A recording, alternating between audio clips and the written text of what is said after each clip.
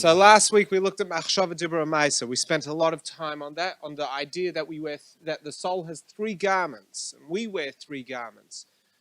The most inner garment are our thoughts. The next layer is our speech, and the most external, which is the most revealing garment, is action. And of course, I don't remember whether I said this last week on Monday night or it was Saturday morning. I don't know when I said this. It was at one of the classes. But of course, as you know, the more external and the more seemingly revealing a garment, the more concealing it is. So thought, while it seems like the most concealed because no one has access to it, it actually is the most revealed. Your thoughts tell you most about you. It's just very hard to communicate that to someone else. Your speech tells someone else about you. But the truth is, speech is not revealing at all, because every word you choose to use is coming to the exclusion of another word. Every story you choose to tell is to the exclusion of another story. So speech actually conceals who you are, but the concealment is the only way to reveal yourself. And action, which seems like it tells everything about you, actually tells the least about you. Because action is, you don't even have words to contextualize it. Someone's going to read your actions and assume that they know you, which is why we're so quick to judge, because we think we know action. So someone walks into the room, or we walk into the room, we have our 7 seconds that psychologists tell us. We make up our mind about a person. We love them, we hate them, whatever it is. They haven't said a word. It's just their being. And from that being, we reckon we know everything. And the truth is, from that being, we know absolutely nothing about them. Speech, we know a little more, but we also know a lot less. So if we could get into someone's thoughts, they're actually the most telling. The problem is, as they are so revealing on the inner, they become more concealing on the outer. As they become more revealing on the outer, they become more concealed at the same time. So Machshava Dibra Maisa, the main point was that thought, speech, and action are not who we are. They are ways in which we communicate an aspect of ourselves in a single moment. And the action part, well, that was easy for everyone to grasp. The words, well, that was interesting. But it's thoughts that is the most challenging of that concept. What do you mean I'm not my thoughts? I'm not my thinking? Because the problem when your thinking is not you is that it sets you up for disassociation. That if you are not your thinking, well then I have the right to tell you to stop thinking. And we don't like to be told to stop thinking because we can't control it. Can't control our thinking. It's too hard. But the reason why that was important was because 2 weeks ago, we spoke about Me'ach Shalat Lev, which is the mind must rule the heart, that the mind must always be checking the emotions. Emotions can't exist unchecked. So if the mind is the superior, well, not the superior, the one that can be more powerful at any given time, well, that means the mind can decide that I don't want to act in this way. It is the mind that can decide I don't want to speak in this way. And it is the mind that can decide I don't want to think this way. So you can see where we were going over the last 2 weeks. Last week we also spoke about the 10 Sfirot. The 10 Sfirot as the method of how thought then informs and interfaces with emotions, and then how subsequent actions, whether that action be a thought or whether that action be thinking, or whether that action be action, movement of the body, how that takes place. There is a thought process that then is informed by an emotion process, which is informed by a personality process, which is then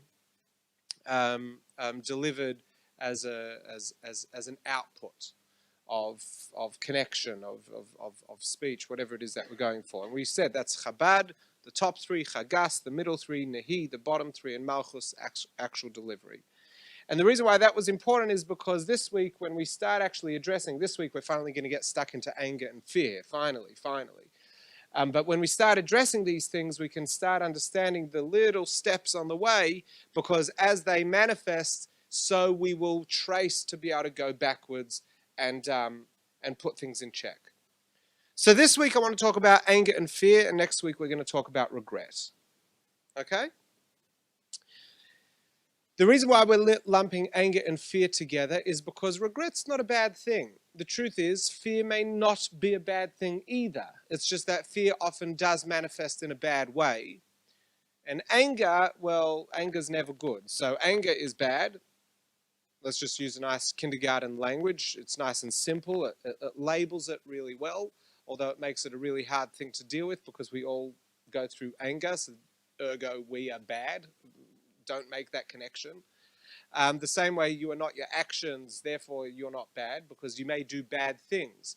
Interesting, the Lubavitcher Rebbe was very into how we speak to children and how we speak to each other. He said, number one, never speak negatively. He actually didn't say never speak negatively because that's a negative. He said always speak positively. So don't tell a person you're bad. Tell them what they did is no good. So talk about a negative positive as opposed to an outright negative. And the other thing is, it's very important when speaking to children is, and this is of course popular parenting theory. You don't label the child, you label their action. You're not a bad child. What you did was bad. So the Rebbe would add to that. You don't say what you did was bad. What you did was not right. So you keep the focus. Interestingly, just while we're talking about parenting and figures of speech, Rabbi Dr. Abraham Twersky, a well-known American psychiatrist who moonlights as a Hasidic master, because he is, but he's also a psychiatrist. He writes in a book about his childhood that whenever he or his siblings did something wrong, their father never said, you did something bad. Their father always said, that behavior was unbecoming of a Twersky. And he ended up growing into what it meant to be a Twersky. And it's interesting because I heard him once give a lecture about, could that lead to a superiority complex? I'm a Twersky, you're not. So it has to be done, of course, with a context, but it's actually, it's a cute idea. That behavior we're not going to label. It's just not for us. And what he realized is that, at least in a talk that he gave, it was interesting because he said that language was employed more to do with spiritual conduct and religious conduct as a family, not so much about their behavior alone. So it was a way of not saying that although there may be Jews who are not religious, or there may be people who are not of the faith who behave in a certain way, what they're doing is not wrong. It's just we don't embark on that sort of behavior. So it's an interesting idea. Anyway, so anger is negative. Fear, well, fear is not necessarily bad. Fear can save you. Fear is a very good thing. The thing is that fear, I spent today easily 45 minutes typing the same 2 questions into Google. Now you know where I get all my material from. I typed the same 2 questions over and over again and I had to keep rereading it because it just wouldn't sink in. One question was, what is fear? And the other question is, what is anger? And then I just typed fear, and then I just typed anger because Google gives you the definition. And I just wasn't happy with what I was getting because anger and fear, it's a bit like hippopotamus. If you keep saying the word hippopotamus a number of times in your head, you start thinking that's not the word. You know those words that as you keep repeating them, you just assume that's not, I don't know what the word is, but that's not it. And as I kept reading about anger and fear, anger and fear, anger and fear, I started feeling anger doesn't really exist. And fear, well, fear is, these are both such nebulous generic words that in this beautiful era of technological communication, which is our favorite method of communication, as all the studies show, we have lost the ability to express ourselves. So we use these great words like angry. I'm angry. What does angry mean?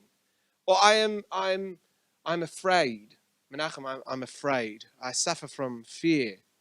So what do you mean? I'm not asking what you're afraid of. I'm asking, what do you mean you have fear? You have trepidation. You have awe. You have reverence. You are scared. You are petrified. What do you mean we have fear? What does it mean you have anger? You have a strong feeling.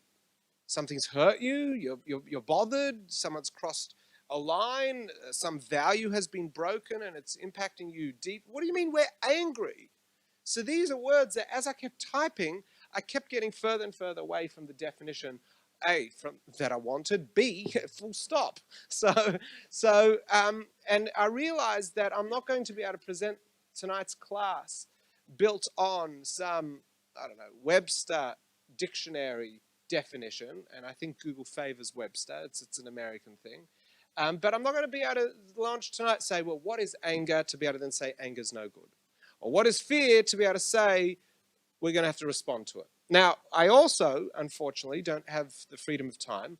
Plus, I don't have the freedom, this is an assessment, I don't have the freedom of your patience to run through what anger is again, because we spent a whole series on anger. The last series, or the series before, was on anger. So we're not going into the Kabbalah of anger, because the series that we're doing right now is how to respond to it. And what I like about that title, it's funny I'm mentioning that in the third week, what I like about the title, but what I like about the title is it allows me to avoid what is fear, and it allows us to avoid a complex psychological, emotional, behavioral discussion that is of no purpose at all for the sake of this series. Why? Because most things in life are not learnt from textbooks. We don't learn from a textbook. We don't say, well, what is nutrition? Well, nutrition is A, B, and C. Oh, 2-year-old, listen up, because you're going to need to ingest this stuff for the rest of your life. We don't explain to a 2-year-old what nutrition is. We don't explain what food is. We don't explain how it works. We give it to them. We give it to ourselves. Who here is a food scientist? Who here is a chemist? Who here is a biologist? Who here is anything to do with the sciences that you can explain exactly how food works? And yet we're all masters of eating. No one here looks like they're failing. Some of you may not be doing as well as others, and others are doing really well. They're head of the pack, but no one's failing. If you were failing, you wouldn't be here. You know, if you're like, no, I just haven't eaten in like, I don't know, 8 years now. I can't seem to get the hang of it. Yeah, everyone eats. Some have a challenge with eating, but we all eat. We don't have to be a scientist. So too anger. If I say anger, you'll go, yeah, we know what you're talking about. We know what you're talking about. And yet, each one of us will express our anger in different ways. So let's talk about anger. Let's talk to anger. Let's not talk about anger. Anger and fear are extremely consuming. They are very, very consuming. They consume us to a point that the only way to overcome them is through what we discussed in the first week, which is Me'er Shalat al-Lev, that the mind is the only thing that can offset an anger episode. So anger is an expression of emotion as a result of another emotional reaction. So let's call anger, as I think it is popularly called in some circles in psychology, it's a secondary reaction. No one gets angry. As in, you don't get punched and then get angry. It's not 1, 2. Anger is number 3. The punch was number 1. There's a 2 that happens before the 3 every time. You've been hurt. You've been violated. A boundary's been pushed. A value's been broken. Something else has happened that then leads to anger. No one ever just goes, I don't know, I was angry. Anger is telling you something else is going on inside, but it's not having its time to process. It's not having its time, or it's not being given the space to reveal itself to the conscious self. And as a result, we bypass the thinking of that stage and we move straight into a natural response, which is anger. Anger is a natural response, whether it's nature or nurture, I don't know. But what it is I can say that after living 30-something years on this planet, it has become my nature. So it is natural. Whether we were born with it or whether it's something we develop early, it becomes a natural, colloquially speaking, a natural response to all sorts of things that go on. But anger in itself is a very, very deep response to something that we don't like. And the thing that is going on is very, very dangerous. And the reason why it's dangerous is because it is so quick. It is so powerful in the way it becomes all-consuming. No one ever, who has ever used this phrase like, yeah, I was a little bit angry about that? Okay, anyone that says they're a little bit angry is just a little bit of a liar. You don't get a little bit angry. What you may be saying is, I was disappointed or I was upset. Those are micro versions of anger in today's society. You don't get a little bit angry. Angry means I am consumed in this moment. You don't get a little bit consumed. You get consumed. Consumed doesn't have levels. When Jonah was swallowed by the whale, it's drawn on some brilliant story. When Jonah was consumed by the whale, he wasn't in there going like, yeah, well, I wasn't chewed up, so I suppose it's a pretty good option. You're consumed, you're consumed. There is no partially consumed. If you're partially consumed, you're partially not consumed, which means you're not consumed. Anger is all-consuming. It's all-encompassing. It completely engulfs us from both inside and out. Now, when we talk about fear tonight, I'm talking about the form of fear that is debilitating. So there's good fear. There is debilitating fear. You know, if you're in front of an elephant, an African elephant, it's flapping its ears and it's running at I don't know how many kilometers an hour towards you. There's a feeling which people call fear, and it alerts you to the problem of the moment, and that fear will save your life. We don't want to avoid that sort of stuff. That sort of stuff is life-saving. You can't compare that. Tell me an example of where, well, Menachem, it's interesting you said that fear was okay because anger does the same thing for me. No, it doesn't. No, it doesn't. You tell me an example of where anger has saved your life. Tell me where anger has saved your life. You'll say, I'll tell you a story. There was this one time that I had a partner, and he or she would take advantage of me. And one day I put my foot down. I was so angry. I gave them a piece of my mind. That wasn't anger. You gave them a piece of your mind. You finally spoke clearly, sternly, and you put your feelings out there and made them aware in the strongest form possible. That wasn't the anger. It was what happened in the state of anger. But anger itself didn't do it. You could have just as well mimicked it. How do I know this? I did it tonight. Introduced child number 3. We've spoken about all the other kids. We might as well let number 3 have his moment to shine. The problem is number 3 is a very good kid. It's not a problem. First world problems, you know. First Jewish world problems. Jewish first world problems. Is my number 3 child's a good child. Now I'm going to be nervous. So tonight he I don't know, he came home from school and he was mucking around a lot. And every time I said, can you please stop shrieking at the top of your voice in the kitchen, he would dafka shriek. So I took him out and I said, you can come back into the room when you feel you can control yourself from shrieking. And he comes back in and he looks at me and he shrieks. So we go back out. Go back out, put him in the other room. This time, don't leave this room until you feel comfortable that you can control yourself. Comes back in and he shrieks. And then take him out again, take him upstairs to his room. So maybe there were also a number of other things. He took the iPad and he threw it on the floor and he said, I'm breaking it because I'm not allowed to play. It was on carpet. I'm not allowed to, it's also iPad 1. Those things are built so durably. And he says, if I can't play with it, no one's going to ever play with it. And he's throwing it on the floor. So I said, well, it looks like you're not going to be getting any technology privileges. Those aren't the words we used, but you're not going to get to use the iPad now for 2 days because if you don't know how to treat it, you can't have access to it. No, I'm going to break it. I'm going to pick it up and break it again. Anyway, I have to take him to his room, upstairs, downstairs. You'll probably think, Menachem, gee, wow, when does the whack come into this story? Give me a moment. So I'm building it up. I want you to be with me on that whack when it comes. Anyway, he comes back down and things get pretty out of control. He starts becoming a little more disruptive and destructive. And that's it. I take him up to his room. I've got his wrist. I'm holding it. He feels the pressure. I can feel the pulse. I felt like a paramedic in the moment. Take him upstairs to his room, and I get down on my knees. I put both my hands on his shoulders, and I look at him, and I say, do you want to make me sad? look, dead-eyed dick. It was a lot louder than that and a lot less, sometimes we put on a voice when we talk to kids. There was no put on. I was doing my angry voice because I was almost angry with him. So I looked at him. I said, do you want to make me sad? He said, no. I said, well, when you take your yarmulke and you throw it on the ground, that makes Tati sad. And when you shriek in the kitchen and Mummy says stop, that makes Mummy sad.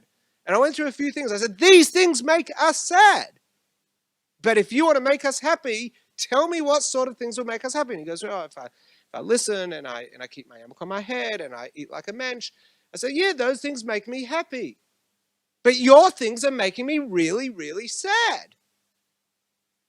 And I could see at first, the kids, they keep their smile on their face. Like, you're not gonna beat me. I know I'm losing, but I've got a save face. And he's giving me that look, and I'm beating him because I keep raising my voice. Like, I am getting so sad by your behavior. And then after around 30 seconds of emphasis, I stood up and I turned around and I walked down the stairs and tried to control myself from smiling. At no point in that process was I angry, but I had felt the upsetness and didn't allow it to translate. So, Menachem, you're so filled with discipline. I just finished preparing the class. No, I'm joking. I actually had just finished revising everything like just before I picked him up from school, so this was soon after. But I was able to give him the impression of upsetness, and he was able to respond to that. I don't know, nothing wrong with a child having a bit of fear, but the thing was that I wasn't going through anger. That's what we want to bring up here. And the reason why I want to bring that up is because I don't want anyone to say, only through anger can you achieve that. Rubbish. Throughout the Torah it says, charoinaf, that God gets angry, God gets angry, God gets angry. At no point in the Hebrew does it say that God gets angry. It says God fled his nostrils, God shouted, God... So what the Medrash says is that what Hashem does is Hashem gives a display of anger, uses the body language, so to speak, of anger, and from there we read things into each other's actions. But at no point was there anger, because anger is all-consuming. So, what is fear? I'm going to just put anger on pause. What is fear? Fear, not in a form of awe, not in a form of where there's a big monster that's right above you, but that feeling of not knowing what's going to happen next. And as a result of not knowing what's going to happen next, the debilitating feeling of I can't progress because I'm too scared, I'm too fearful, and it becomes more debilitating, becomes more debilitating, becomes more debilitating, that sort of fear. What is that? It's all-consuming. It's completely all-consuming. I imagine everyone, because we've got a lot of people who are above the age of, 10 in the room, and we've all experienced moments in our life of where fear has actually paralyzed us, where we don't think, we don't want to move, we're too scared, we've got anxiety, that sort of fear. Now, the commonality between the anger and the fear is that they both consume us. They completely take over us. And what happens in both of these situations is we talk about it, or we don't talk about it, we think about it, and we think about it, and we think about it, and we think about it, and we think about it, and then we try not to think about it, and then we start thinking about not thinking about it, and it consumes us, and it's always there. It's always, you're eating dinner, and then it pops in your head, you don't want to eat dinner. Your child's smiling at you, and you don't even see it because it's there. And we're talking about more the fear, that we can all recognize fear. And anger's not that different, just normally it doesn't come in the form of apathy of I don't want to eat. It usually comes in the, no, I'm not eating right now. I'm too angry to eat. Too angry to be with the kids right now. And these are real things, nothing to feel guilty about. They're real things. I feel guilty about them, but they're real things. And fear, so fear is debilitating in this form. And fear in such a form is a very dangerous thing. And both fear and anger, being that they are emotional responses to a thought process, which may be the product of an action process that happened, but what happens is that the emotion starts taking over. And you can tell where this is going to go. You can tell where this is going to go. If the emotion of fear, I'm using this word emotion loosely, the feeling, if the feeling of fear or the feeling of anger take over, and you've got these emotions and these feelings taking over and over and over, go back to week 1, we know what the answer is. Bring yourself out of it by using your brain, by using your mind. So, I'm thinking about it. Hang on. Last week we already said thinking's not you. You can choose which thoughts you want to think about. Oh, please don't give me that. Don't give me that is code for just let me be angry. Ribbona shalom. Let me be fearful if I want. There's this strange comfort in the fear. Because in the fear, we know what we don't know, and we'd rather be paralyzed by not knowing than having to bring ourselves to confronting it. Or in the anger, I'm so self-consumed, it's no longer about anything else but me. And that feeling is very, very not tantalizing, not attractive. It is not addictive. It is controlling. It is controlling. And it takes over. And the only way to do that is to lean back on the inner deck chair and go, angry, huh? You want to stay angry? Do you want to get out of this? Fearful, huh? Do you want to get out of bed today, or are you going to stay in bed? And we all hate that voice, because that's the voice of reason that we don't want to be listening to, because it pushes us in a direction that is not comfortable. Why? Because 2 weeks ago we looked into this. Because the nefesh habahamis, the animal soul, has moved into self-preservation. It doesn't want to be moved out of self-preservation. It's dangerous to come out of self-preservation. Because remember, it's an extremist, the nefesh habahamis, the animal soul. What did the animal soul say? Are you crazy? Move out of self-preservation and what? Just die? Because it's an extremist. It doesn't feel like, well, if I just do a little bit, it will be okay. And what's the nefesh elikis saying? Come on, man. Outgrow yourself. Outgrow yourself. Rise above it. And the nefesh habahamis says, rise above it and die? And nefesh elikis says, yeah, if it's going to kill you, but it's for a greater cause, that wouldn't be too bad. And nefesh habahamis is like, are you crazy? And we have this internal battle of where one voice is saying, just preserve and protect yourself. Be in the anger, be in the fear, because it's dangerous out there, my friend. It's dangerous. And the nefesh elikis, which is saying, don't worry. You're in the context of the infinite. There is a presence of the consciousness of all. And the nefesh habahamis says, so say that again. There's a consciousness of the infinite. It's present with you right now. It fabricated this moment for you to rise and prove it. Whoa, come on, you hippie. Are you not aware I've been badly wounded? Let me lick my wounds. No, man, the wounds are there for you to feel the pain and grow out of it. Like, no. Let me lie down and roll over. And this is the internal battle. I've turned it into a cartoon, but I think we all experience it. And the thing is, though, generally you'll find one voice is very strong and one voice is very weak. It's never as much as I made it this inner dialogue. In the anger, there may be a single moment where the voice gets through and says, come on, are you sure?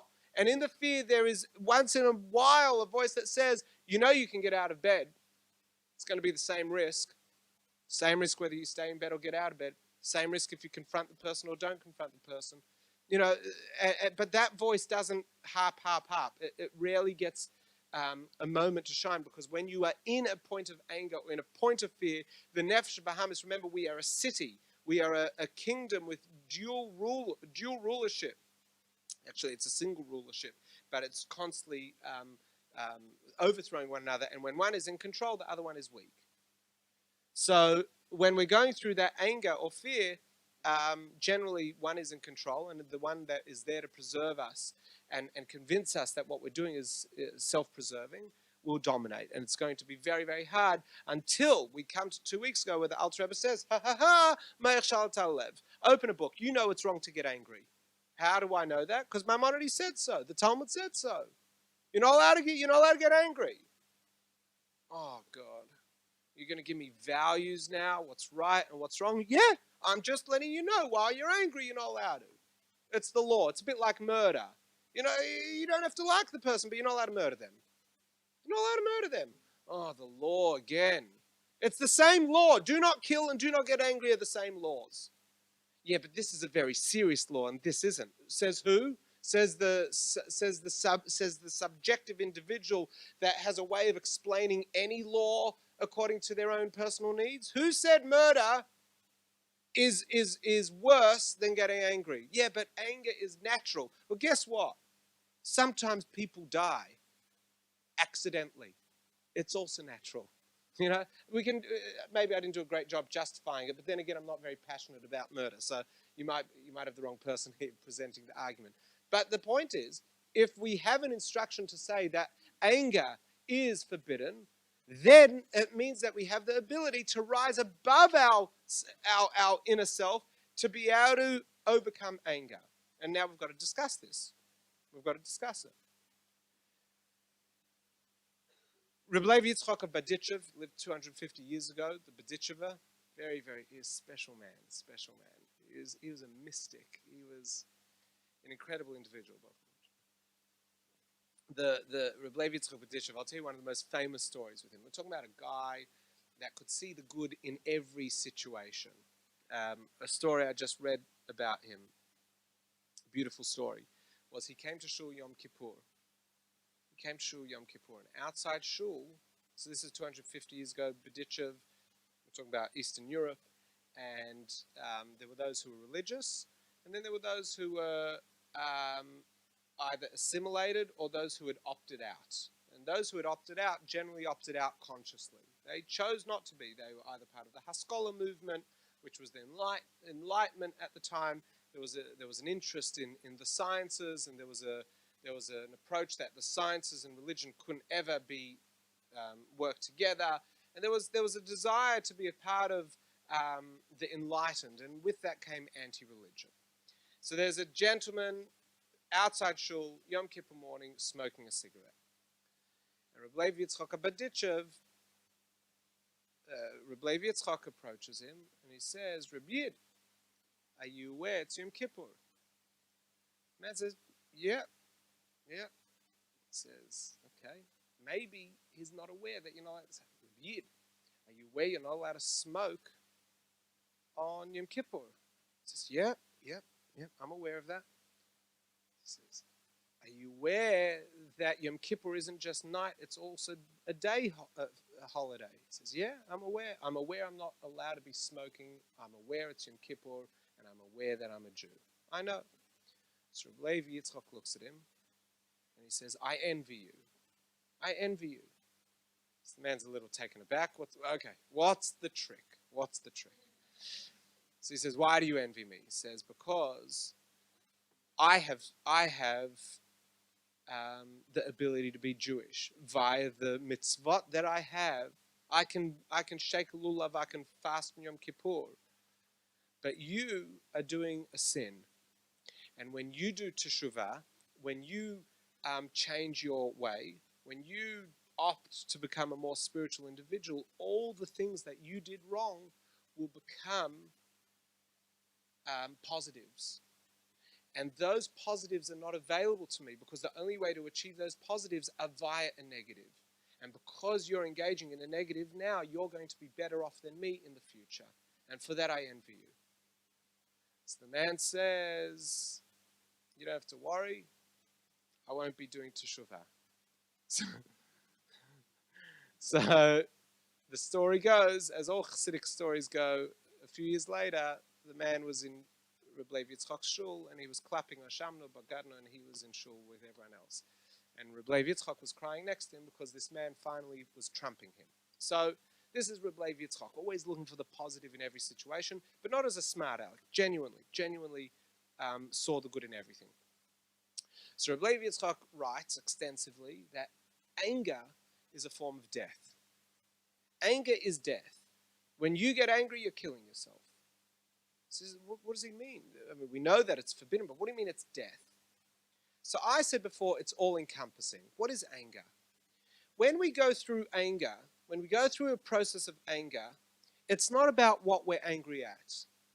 We're not angry at anything. There is a trigger, but now I am angry. In a moment of anger, there is no other person. You'll notice this. It's not that you're angry towards them, but you're okay about everything else. When you are angry, everything is bad in the world. It's not just that person or that situation. It's everything. Anger is all consuming. So when you go through a point of anger, you disconnect from everything. That's number one. Number two, when you go through anger, you move into a point of denial. The denial is that there is a soul in this moment. The denial is that there is no soul in this moment. I'm angry at this moment. Or if you're angry at a person or angry because of a person or whatever, don't get me on the linguistics, then you're saying that person has no soul. That person has nothing good about them. That person is a waste of matter. What was God, not what was God thinking. I know God wasn't thinking when he created that person. That God must have been sleeping. What's my proof? That person exists. Or we could go further, but anyway. So in that moment, you're denying the very spiritual existence of another being.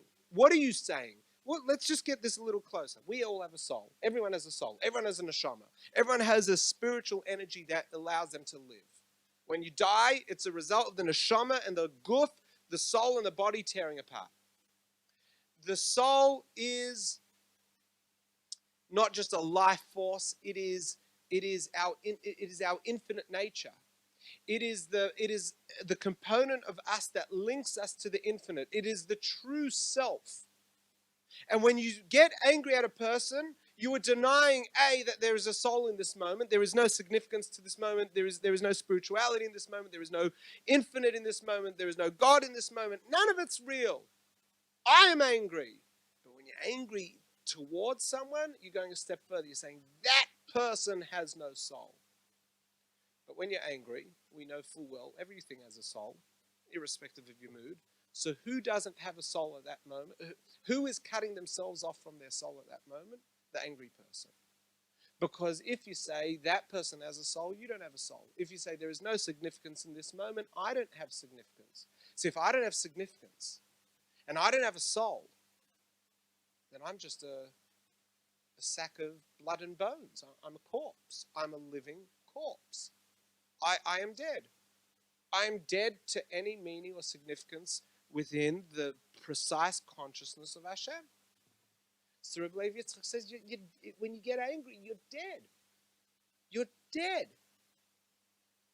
And there can't be any good in dead. As the Arizal, 500 years back, as the Arizal writes about Moses, and as Talmud writes, but the Arizal really labors it, and in Kabbalah it's labored. When Moses got angry, he had the wrong answers. The great sage, the great Moses, when he got angry, he gave the wrong answers. It says the Torah left him. The Torah, the spiritual knowledge left him, and he was left with academic knowledge. And in his anger, he interpreted the academic knowledge how he wanted it. And in that moment, guess what? He came up with the wrong answer. When we get angry, we don't think clearly. When we get angry, we have nothing to back ourselves on. When we get angry, we've disconnected ourselves from the Chochmah Elyona. We've disconnected ourselves from higher consciousness. We are dead to ourselves. And what are we left with? Our own resources. We're left with to our own fat, our own muscles, and our own brain. We've got no inspiration. We've got no higher awareness. We've got almost no awareness of the situation. We've got no awareness outside of ourselves. Notice the next time you get angry, you don't really notice the color of flowers outside. You don't remember whether it was raining or not. You remember before, you remember after, but you don't remember when you were angry. Because anger deadens you. There is nothing but you to the exclusion of everything else. So if it's you to the exclusion of everything else, what are you worshipping? Yourself. Hence the Rambam's phrase, that anyone that gets, he codifies this as a law, that anyone that gets angry is as if they have practiced idolatry, because there is no significance in the world except you. So you worship yourself when you're angry. So anger is a really, really dangerous, negative thing. Fear is different. Fear is different. Although fear is the same, but it's different. In anger, what's happening when you're angry is you are killing yourself, or you are killing everything else, leaving yourself. You're killing off the infinite, you're killing off the soul, you're killing off other people, you're killing off the time, you're killing everything off. So all there is you and your feelings, your interpretation of reality. So you have actively destroyed everything around you. You'll notice no one ever goes, oh, I was angry, and in that anger I constructed the most beautiful thing. It's nonsense. It's nonsense. If you have a moment of passion, a moment of heightened emotion, you can create things. But no one ever goes, oh, in the anger, it was clear as day. No one ever goes, I'm angry, I've suddenly got speech. It's dafka the opposite. So I'm angry, I can't express myself right now. Because there is no one else to express yourself to. So you don't have words, you don't have thoughts, you don't have actions. Everyone goes, oh, I didn't express myself clearly, I was angry. That's not an excuse, that's a fact. That's a fact. Fear is a passive thing. When a person experiences fear, and remember, debilitating fear, they are deadened to the world. Fear is a moment of where I'm not good with recognizing I've got a soul. Not because of me, but because I'm saying I'm petrified. Everything that is going to happen in the future is unknown. I am in this situation. I don't know why. I am alone in this moment. Nothing can happen good. Nothing can happen the way I want it to happen. Everything in a moment of fear is that it's impossible that there is a future. There is no infinite. There is no consciousness. There is no hashgacha pratis. There's no divine providence. There is no acceptance that in this moment, not only am I not alone, but I'm here because this is where I'm meant to be. Who says? The infinite says. The infinite says that at this moment, I want you right here. That's what hashgacha pratis is. You know, the beautiful story of the Baal Shem Tov, and you can meditate on this story for the rest of your life. If there's one thing you will ever learn from me, unfortunately you can't even learn it from me, you can hear it from me, because it's not my teaching, it's the teaching of the Baal Shem Tov. The Baal Shem Tov was walking through the forest. I've said this many times in spiritual on a Friday night and a Shabbos morning. We meditate on it.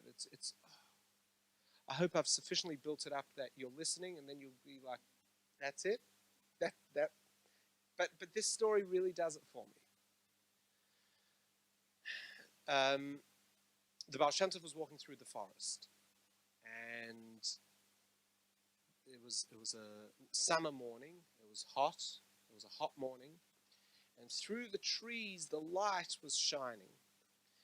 And there was a patch of no shade, and in the middle of the patch there was a worm, an earthworm, and it was struggling in the heat. And there was a gust of wind, a warm wind, and a leaf detached from a tree, and it blew in the wind, and then the wind subsided, and the leaf landed, punked right on top of the worm. Now, most of the students didn't notice it. We don't know who notices these things. We don't notice where every leaf came from and lands. These miracles happen all around us every day, but we don't notice. We just nature. It's windy outside. It's not windy, it's life-saving. And the Baal Shem Tov stops his students and he says, look what happened. There's a worm struggling. There's a tall tree. It's been growing for hundreds of years. Punked.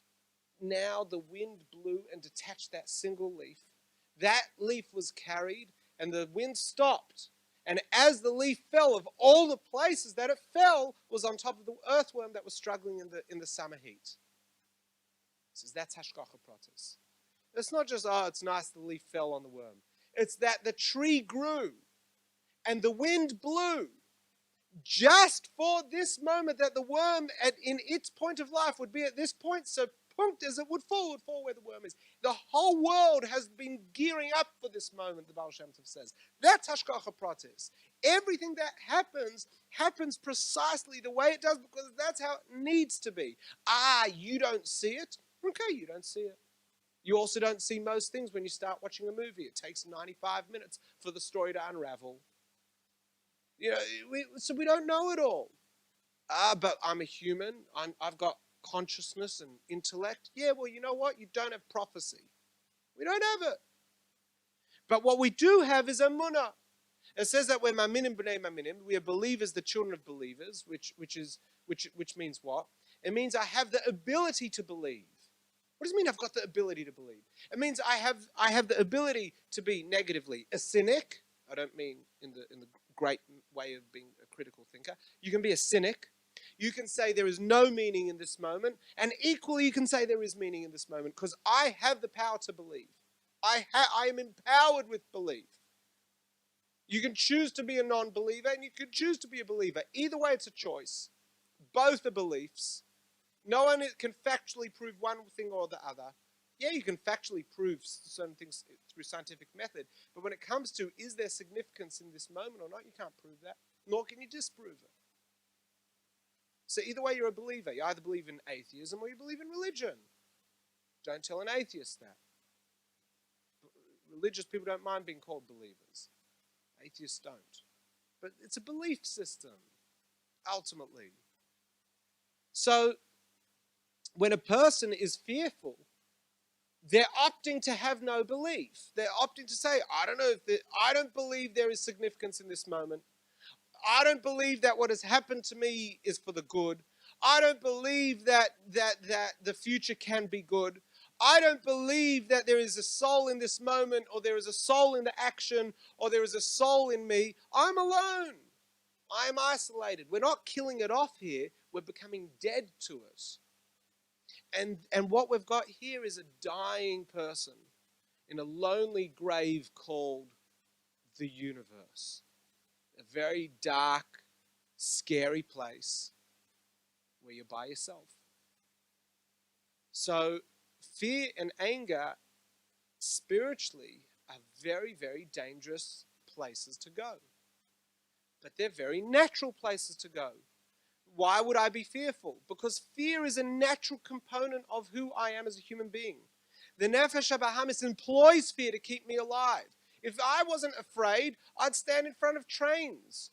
If I wasn't afraid, I wouldn't stay behind the fence in the zoo. If I wasn't afraid, I'd let my children walk through, I don't want to insult anyone. Nowadays, any suburb you say, it's like, hang on. I'm from, it's very gentrified now. I don't want them walking through this, if I didn't have fear, I'd say, you know what, Beryl, it's 1939, put on your yarmulke and walk in the streets of Berlin. You'll be fine. I can't think of anything else. Everything else I feel would insult. If I go to any part of the world, you'd be like, oh, you xenophobe, you racist, anything. So at least this, I believe, I don't think we've got any Nazis here tonight. So and you know what? Even if there are, you know what? You're just going to have to accept it. Too soon? So these things, the fear is actually something the Nefesh HaBahamis has to keep us alive. The thing is, the Nefesh HaBahamis, as I said in week 1, is an extremist. So the Nefesh HaBahamis always is extreme. So when it doesn't have a way of saying, this you should be fearful of, but that you don't need to be afraid. I don't know what's going to happen, but you don't need to be afraid. The only time we're not afraid is when we know what's going to happen, or we think we know we've got all the options worked out. So let's say this year I get a bit afraid on the weekend, but let's say in the heyday, Collingwood plays Melbourne. Melbourne was bad and Collingwood was good. So I wouldn't go into the weekend being afraid. I knew we were going to win. The question was, were we going to win by a lot or were we going to win by a hell of a lot? If you don't follow football, it's an interesting metaphor. Nowadays, I'm afraid. Will Collingwood win? Will they lose? I don't have control over the options. And even if I don't have control of the options, In the first one, I didn't have control over the options either, but all the options were appealing to me. The only time you're not afraid is when you think you've got it all worked out. So if you're a 27-year-old woman and it's 8:30 at night on a winter night and you're walking through Flinders Lane, you go, no, it's safe, it's safe, it's safe. There are cameras and there are people around, nothing will happen to me. You assume that you've got it all worked out. There's never been an incident in Flinders Lane. It's 8:30, not 12:30. I go to Krav Maga, so I can kick someone's tuchus if they attack me. You know, I've got all the options, so I don't mind if I'm attacked, as long as I'm attacked by someone smaller than me, gives me a heads up, and also that it's dafka under a street lamp while there's a policeman on the corner. Bring it on! You know? That's not fear because I've got all the options lined up. But when I don't know my options, the Nefesh Bahamis says, ooh, dangerous. Dangerous. It's a very dangerous world out there. You know, when you get an SMS from your boss that says, oh, if you could come in half an hour earlier this morning, I'd like to have a conversation with you, full stop. You're like, the Nefesh Bahamis goes, am I about to lose my job? What's about to happen? You notice the Nefesh Bahamis never goes, that raise I've been dreaming about, finally. Because most of us aren't narcissists. Narcissism is a very dangerous place for the Nefesh Bahamis to go. So we become fearful. Why? Because the Nefesh Bahamis always moves into self-preservation. And therefore, naturally, we tend to negativity. And when we tend towards negativity, we tend to be fearful. And as we tend to be fearful, it's easy to become very fearful. As we become very fearful, we become debilitated by our fear. What is the one thing that gets us out of both of these? Mind over the emotion. The mind, the nefesh hasichlis, the intellectual soul, the intelligent soul, the one that wears a long white wig and a black frock, sits there, says, well, reason to fear, but as I walk through the valley of shadow of death, I will fear no evil, for you are with me. Yes, but it's dark in the valley of the shadow of death. Yes, for you are with me. Interesting, nefesh bahamis, nefesh elikis. I can make a choice. Am I going to be fearful, or am I going to overcome my fear? I can't stop fear, because I can't kill the nefesh bahamis. But I can overcome its control over my functionality. Am I going to be angry? The nefesh bahamis says, anger, anger, anger, self-worship, self-worship, self-worship. The nefesh hasichlis is like, interesting, I hear your point. Nefesh elikis says, other-centeredness, buddy. That thing's got a soul, time as a soul. That person has a soul. Maybe we're misreading the situation. Maybe we've misunderstood something that was said. And the nefesh hasichlis, which is who we are, we're like, which one do I go with? Generally, the nefesh bahamis will win out. But that doesn't mean that it will win out. It's a choice that we make. The Baal Shem Tov, in his discussions on ruminating thoughts, and interestingly, you know where the discussion of ruminating thoughts often, I wish that there was a chapter in every Hasidic text and in every Kabbalistic text on ruminating thoughts, or on clearing the mind, or stopping those repetitive thoughts. It would be so much better if it was indexed, but it's not, because it doesn't work like that. Otherwise, you know what would happen? This isn't the reason, but I just want to, you know what one of the worst things that happened to Buddhism is, in my humble opinion? The worst thing that happened to Buddhism? Mindfulness. Because it's big today, but being that I used to read a lot of history, and I like history, and history can tell us a lot about ourselves, although it can't predict anything, because if we learn from history, we can learn from it. But if we don't learn from history, it becomes prophecy. And you know what the problem is with mindfulness? It's going to be a fad. And you know what will happen when it passes? All the good that exists within mindfulness will be gone as well, like every other fad. Why? Because it is divorced and disconnected from a value system. It's being disconnected and divorced from a spiritual system. It's not the way of life. It's an aspect that you should bring into your life so that all the other stuff you do in your life will be better. Which is, and I always use this metaphor, which is a real metaphor, that the US Army puts in some of its crack units, the snipers who shoot people do mindfulness so that they can take a better shot. look, I'm no Buddhist, nor do I encourage people to study Buddhist, but I just can't imagine the Buddha being like, it's in the army, eh? Shooting people with precision and stillness. Wow, we've finally made it. I just can't imagine that that's what he was thinking. So if we had an index of how to stop ruminating thoughts, but don't bring me the religion, it'd be the same thing. If you want to find it, you've got to live it. As you live it, you will find it. So where can you actually find interesting ideas on ruminating thoughts? In the laws and the spiritual conduct around prayer. Because prayer is meditation. And what we don't want when we're meditating are thoughts popping into our head. And the Baal Shem Tov says, you know what? When thoughts pop into your head, it's a very good thing. Don't worry about the thoughts. If the thoughts pop into your head, analyze them. They're telling you something important that you need to know about yourself. And I had a teacher that was once teaching the teachings of the Baal Shem Tov, and he said, if you're in the middle of prayer, and out of nowhere some perverse sexual fantasy pops into your head, the Baal Shem Tov says, interesting.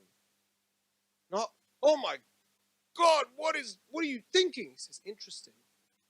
In what aspect of deep connection and love between two people are you failing that this is how you're thinking about other people? What is this telling you about yourself in your process of loving another person? What is this telling you about yourself in how you connect with people? That you could think something so perverse and see someone else as a tool for your pleasure. The whole idea of sexuality, which is the bringing of two people together in the most loving and the most respectful way, if it's coming across in a very non-respectful way, in a very self-centered way, the Baal Shem Tov says, entertain the thought, not think about it, not dream about it, entertain it, and go deep within yourself. What is going on here? 2 generations later, the Alter Rebbe, Rabbi Shlomo Zalman says, don't do that. He says, not because the Baal Shem Tov is wrong, chas v'shalom, but because we have, unfortunately, become weaker in being able to discover who we are. And he says, don't try to work yourself out from the thoughts that just pop into your head. So the Alter Rebbe says, if you have thoughts that are popping into your head, there are a couple of things you can do. Either wait for it to pass, or think about something else. Think about something else is almost reminiscent of the people that tell you stop thinking about it. They're very painful people, as we mentioned last week. But what's the first one? The first one is very similar to the meditation we did last week. Sit back and observe the thought. Give the thought a color. Well, that's a green thought. That's a red thought. That's a pink thought. Oh, that's a thought that relates to my past. That's a thought that's about the future. Label it and dismiss it. Allow it to pass. It's called shahiyah. Shahiyah is wait. Just wait. The thought will move on. If you think about it, it's here to stay. You've anchored it. But if you wait, it'll move on. The other option is replace the thought. Replacing the thought means, yeah, it's there and it's going to keep niggling. But if you think about something else and you focus on it as you become more focused, and the Alter Rebbe talks about this not being a 1-minute exercise, it could take half an hour, plus as you focus on it, other things will become dull. Now, the way we act is the way we think. Based on that which we watch and read is what we think about. So what we see in society, and what we see on TV, and the books that we read, and the magazines that we read, define the sorts of things we think about. So if you're a stockbroker, and you're always reading the Financial Review, and you're always checking stocks, and you're always checking company values, and you're always checking quarterly reports, and you're always checking the state of the market, or whatever it is, generally your thoughts are going to be around money. Your thoughts are going to be consumed with buying and selling and options and moments and all these sorts of things. If you are into physics, generally your mind is going to be there. You're going to notice things that relate to your field. If you're into religion, you're just getting into religion, you're going to see everything as a religious experience. Coming from me, that sounded a bit cynical. But what I'm saying is whatever you're consumed in, you see it everywhere. And it consumes your thinking. It consumes you. But you know what consumes you most? What you think, talk, and act about. So I want you to think back. And we're going to be doing this in a meditation shortly. You know when something really bad happened to you? Someone did something to you. Something does something to you. And you're really upset about it. And then you move on. What is the one thing you don't want to do once you've moved on? Discuss it. So let's say something happens to you.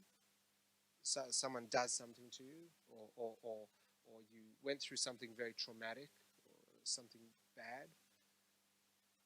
So I'll give you an example. We have a family member in the extended family who lost a child.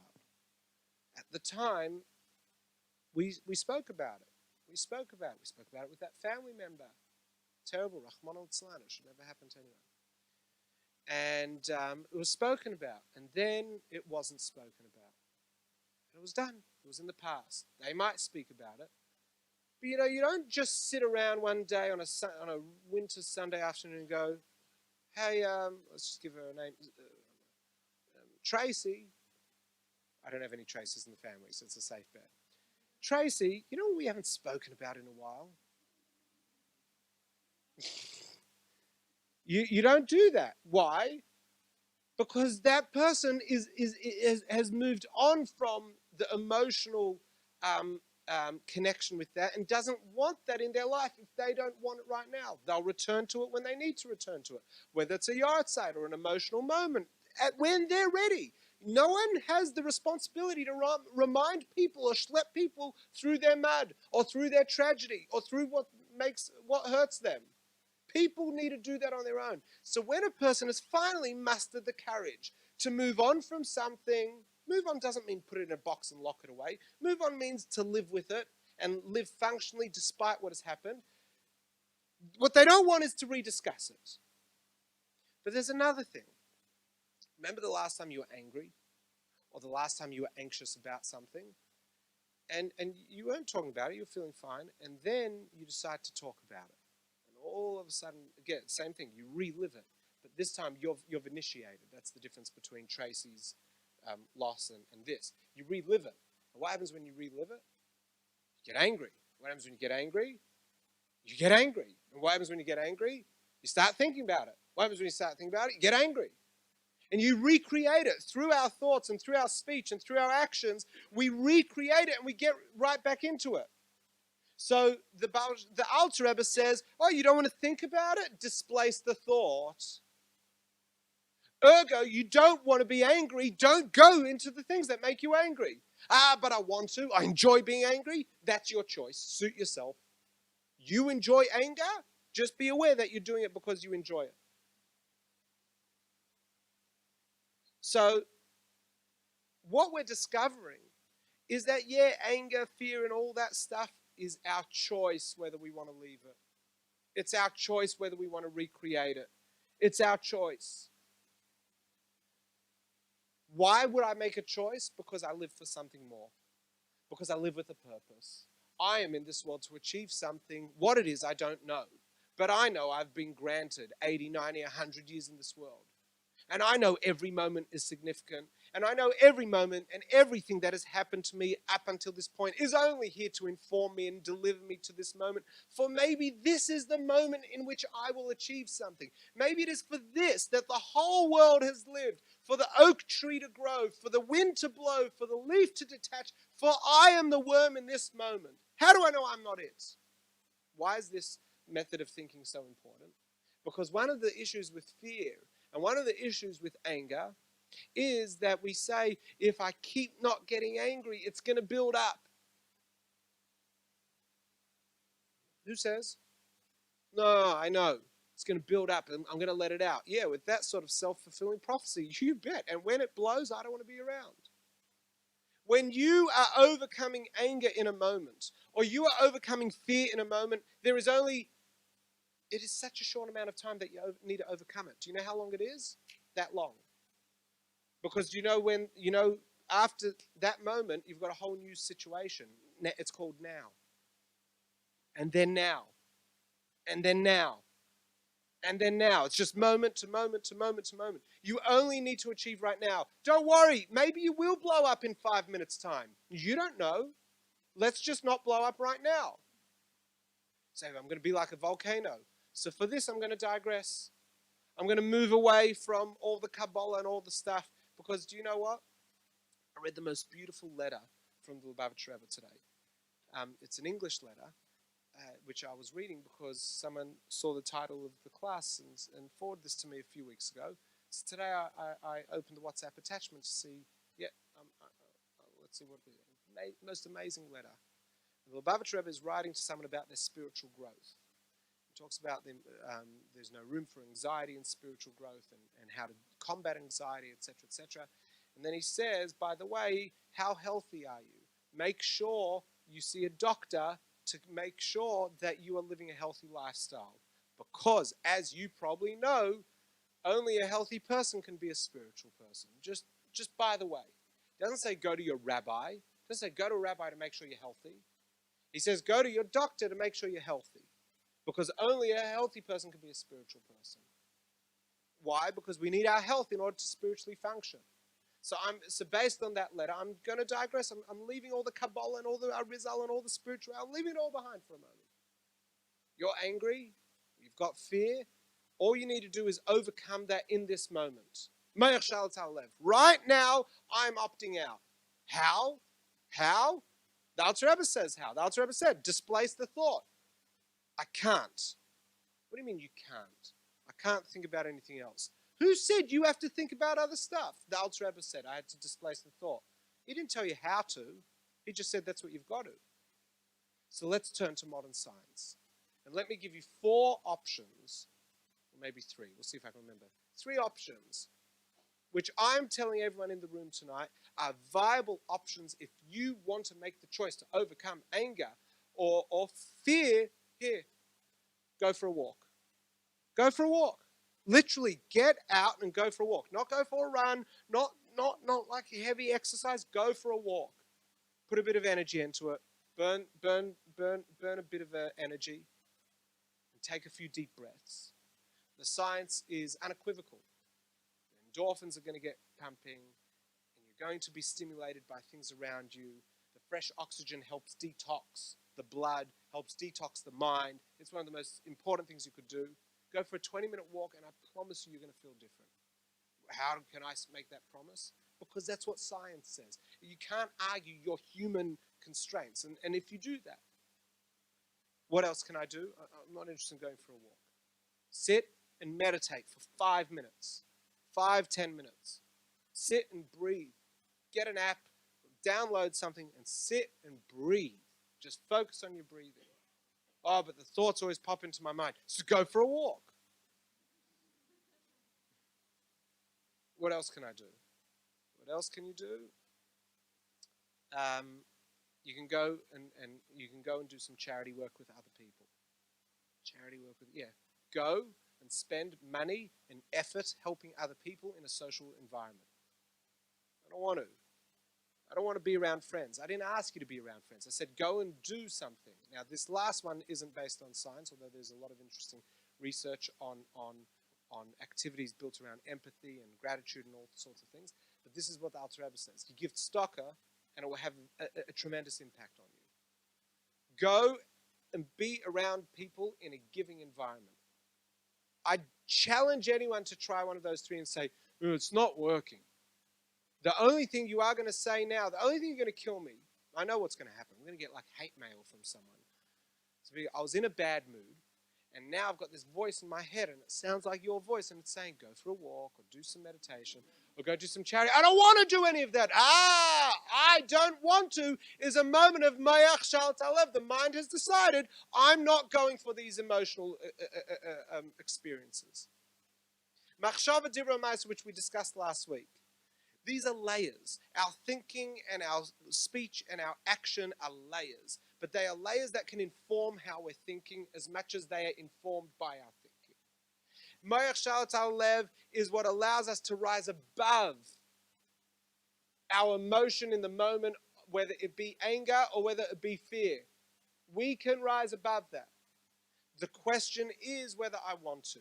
There is only one other situation. There's only one other situation, and that is that you forget to practice Me'chalat al Lev. That you forget to practice it. Why would a person forget to practice it? For only one reason. There might be other reasons, but I just like that term. For only one reason. Because we're not used to it. We are not used to, in a fit of anger and rage, we're not used to stopping and thinking about it. So what we have to do is Cheshbon Nefesh, which is what tonight's meditation is going to be. Cheshbon Nefesh literally means the accounting of the soul. Every night, not even after something, every night, you lie down in bed and you run through your day. What did I do right? And what did I do wrong? What I did right, smile. Literally, physically smile. That isn't based on any chassidus or anything. That's just science again says if you smile, it's good. Everything negative that you did, think about. Next time I'm presented with that situation, what could I do? And as we replay it, we will hone our instincts to be able to actually chap it earlier and earlier and earlier until we chap it in the moment of anger, until we chap it before, as we feel the emotion build up. Viktor Frankl wrote, he didn't once say, he wrote this. I'm just going to paraphrase because I'm terrible with quotes. But he wrote that between